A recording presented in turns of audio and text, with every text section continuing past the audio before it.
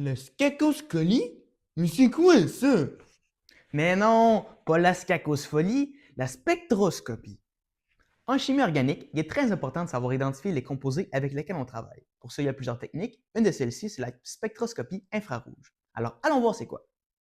Selon l'étymologie du terme, ça revient à l'analyse d'un spectre. Un spectre, mais quel spectre? Ça va être le spectre infrarouge, donc en dessous de la longueur d'onde des rouges dans le spectre électromagnétique de lumière du visible. Donc, le principe derrière ça, c'est qu'on va mettre un échantillon dans un spectromètre qui va bombarder ce dernier avec différentes longueurs d'onde dans le domaine de l'infrarouge. Et notre échantillon va réagir à certaines longueurs d'onde précises avec les fréquences de résonance de ces liaisons. Donc, chaque liaison, par exemple des liaisons carbone-carbone, carbone-oxygène, etc., va avoir une fréquence de résonance qui leur est propre. Alors, elles vont se déformer dépendamment de la longueur d'onde qu'elles touchent, mais spécifiquement à une seule longueur d'onde. Donc, il peut y avoir des déformations d'élongation, des déformations angulaires. Tout ça va se montrer sur le spectre infrarouge.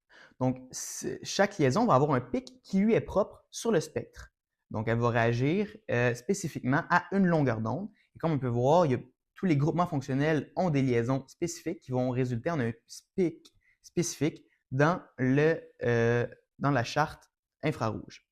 Donc, si on regarde un exemple de charte juste ici, on a à gauche sur l'axe des Y la transmittance. Alors ça, c'est la quantité de photons qui est reçue par le récepteur de notre spectromètre. Donc, plus cette valeur est basse, plus il y en a qui ont été absorbés par notre échantillon. Ici, on a un autre exemple avec l'hexane 2-ol qui a un pic dans le 3300 environ, ce qui résulte en la liaison OH, qui est présente évidemment dans la formule du hexane 2-ol. Et il en va de soi pour tous les types de liaisons qui vont avoir un pic particulier dans le spectre à cause de leur fréquence de résonance, donc la fréquence à laquelle les liaisons vont vibrer entre eux, qui vont résulter à l'absorption d'une certaine longueur d'onde. Et donc, on va pouvoir détecter cette absorption de longueur d'onde par le composé.